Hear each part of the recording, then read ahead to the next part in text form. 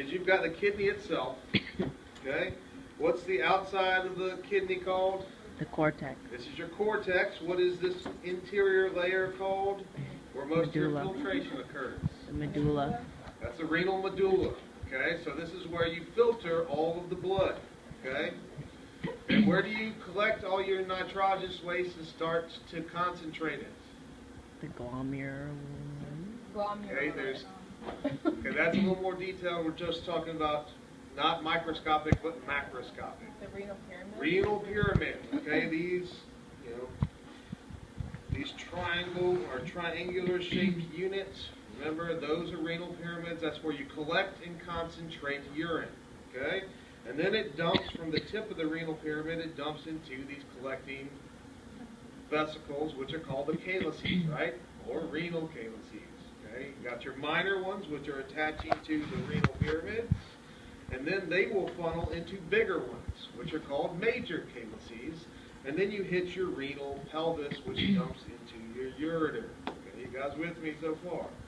That is, in a nutshell, the kidney.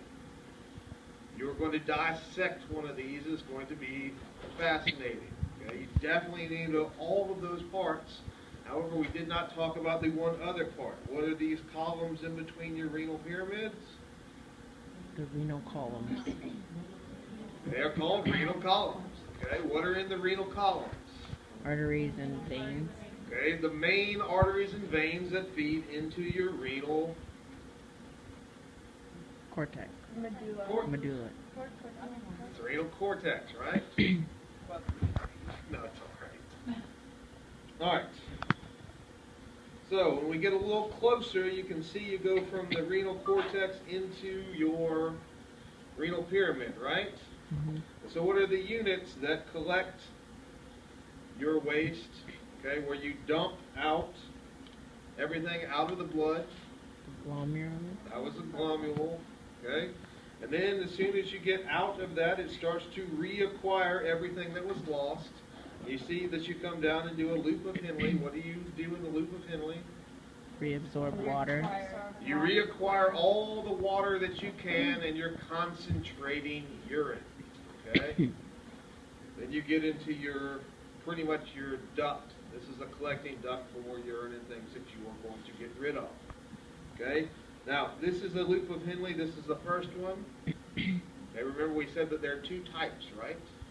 You have your normal length, and then you have, that's about 85% of them are like this.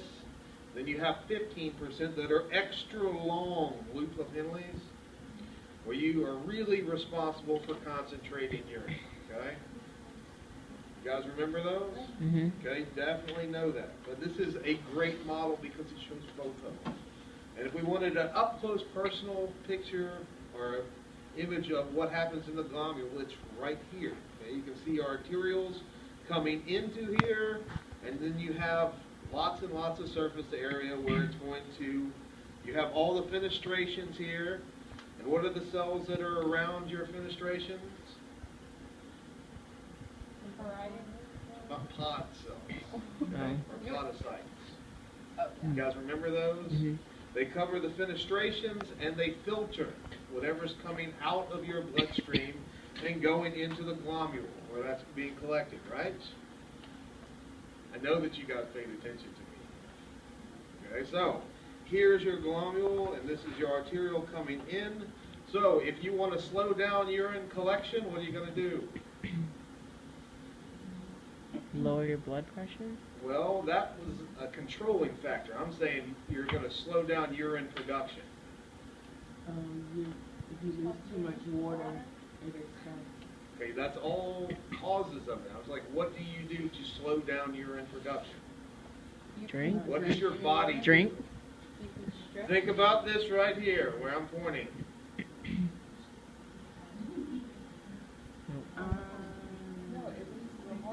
You're there. Okay, what are you doing? What are you constricting? You constrict the artery coming into the glomerules, and you have less blood being filtered, so you collect less, right? So when your body is going through and you say, hey, I've got low blood pressure, I've got to stop dumping fluid out of my body, the first thing you're going to do is you're going to limit the amount of blood that's getting filtered. Okay? So you're going to turn down the flow. And you're not going to be collecting as much because you're not filtering as much. You guys with me? You're not cutting it off completely, you're just slowing it down so that your body has time to deal with it. Okay? Remember that. Low blood pressure, you do not want to lose fluid at all. Okay? You start dehydrating yourself, the first thing you're going to do is limit urine production. Okay, you guys with me? All of this is really important. Okay, you guys with me so far? Okay, so that's the kidney in a nutshell. I want you to think about all of that you're going to have to know. It's all testable material on lecture and in lab. Okay, now, this is another model of this loop of Henle and the collection unit. I don't like this one. However, I would also like for you to be aware of it, okay? The other one's better, isn't it? I think so too. Now, when we look at the kidneys, we have a completed structure here. Man, that sounded like it broke. I hope it didn't. Every time I see an iPhone drop, I'm just like, dollars and cents just seem to be falling out of the sky. Go Apple. Okay. Okay, so you guys see the kidneys here, okay? Where your kidney's going to be? Okay. Where your kidney's located? In the back. Okay. Lower back, right? You don't have any specific kidney pain receptors. It's just visceral pain, so it just feels like back pain. Okay. You can't say, "Oh, my kidneys hurt." You say, "No, my back hurts." Right? Okay. You guys with me? Okay. A lot of times when you have severe kidney problems or kidney usually this is kidney stones forming, you have ridiculous back pain for a while. I know this because I've had kidney stones, okay?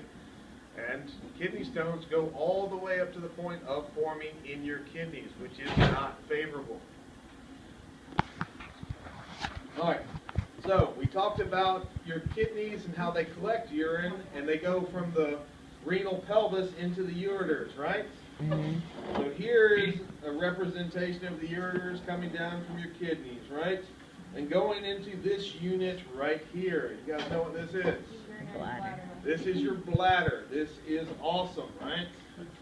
Everybody has one. Okay? It in general always works, right? Now, when we open this up, I told you I was going to talk about this in lab, and I do not disappoint. So, we are going to talk about it in lab. Now, when you get into the bladder itself, you guys see this little unit down here. The beak. It looks, I don't know, Like a beak. what would you say that looks like? A beak. A beak. It looks kind of like a beak. Okay, you guys with me? You know what that is? The prostate. This is the prostate. Ladies, I'm pretty sure you don't have one. Okay? And you should be thankful for this because as the older males get, the more likely this is to develop prostate cancer. So that is problematic. But you guys have your own cancer, so it's not that awesome. Okay? But I want you to see where this is at because you guys have heard that the older you get, it can get inflamed and put pressure on the urethra, which makes it extremely difficult to void, okay, or to empty your bladder, which is extremely problematic, or it feels like you have to go all the time, okay? What? You guys cringe. I'm like, it's not pleasant, but it's not that bad. In general, a lot of times, you know, the older that they get, men lose control of being able to, of when they void their bladder. And, you know,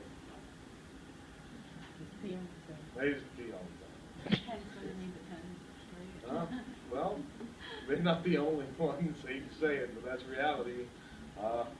At one point I'll get there, and I'll be one of the people who says, yeah, I'm going to rock them if I need them. Might be easier. I can't ever get around this. You guys remember the story of the astronaut that